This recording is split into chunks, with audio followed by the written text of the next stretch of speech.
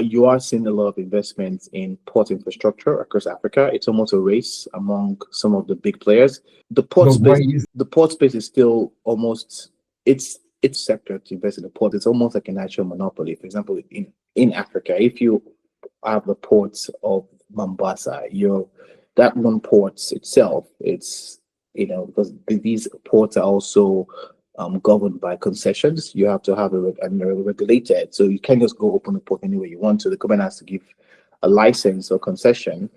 Many of these concessions actually have a lot of protection against competition from other ports that are close by. So effectively, all the goods that flow into a country like Kenya, or if it's Lagos, there are a few ports there, have to go in through certain ports, and that creates, of course, you get your demand there. And also in terms of pricing, these ports are dollarized tariffs, which also makes it attractive for foreign investors.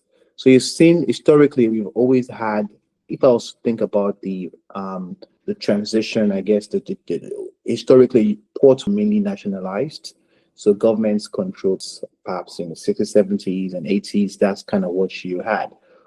But as time went by, and they saw that there's a lot of inefficiencies. For example, the governments didn't have the revenue to invest in the required equipment and capex to make sure the ports are modernized. It's concession out the ports.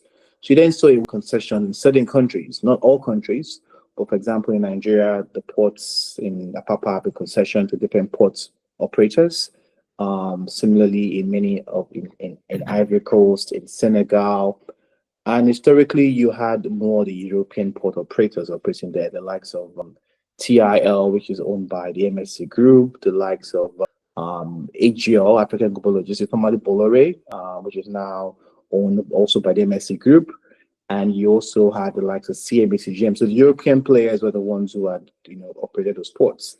But now with the growth of the Middle Eastern or Gulf players, you also have in the competition for the likes of Dubai Port World, DP World, Abu Dhabi Port World, AD Port, and also the Asian, giants as well, like ICTSI, which is Filipino-based, owned, and also the Chinese as well. So I think you're now seeing a lot of competition from these port players to own port assets in different African countries. However, there are only a few, so they're competing for the few port concessions that have been awarded, knowing fully well that with this access to these ports, they can serve many of the inland countries. So it remains very profitable, the port space.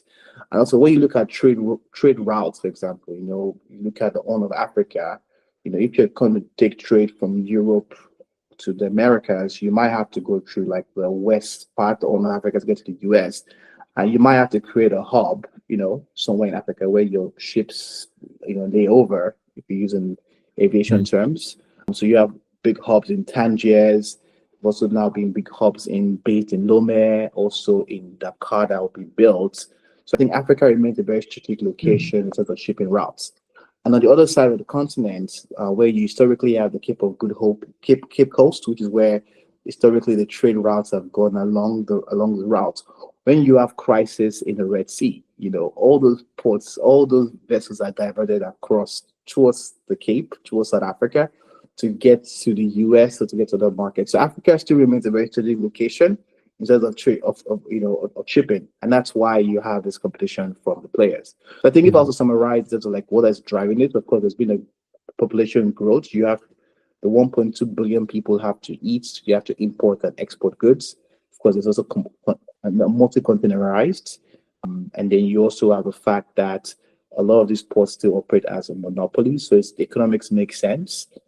The revenues are actually dollarized, unlike, perhaps in the power sector, which is more of exposed to, you need a lot more government subsidies to make it sustainable. In the port sector, you don't need as much. It's profitable. It's not. You don't need subsidies to operate ports. It's fully liberalized and it's concession based. So I think these drivers make it attractive for, where Africa, makes Africa attractive.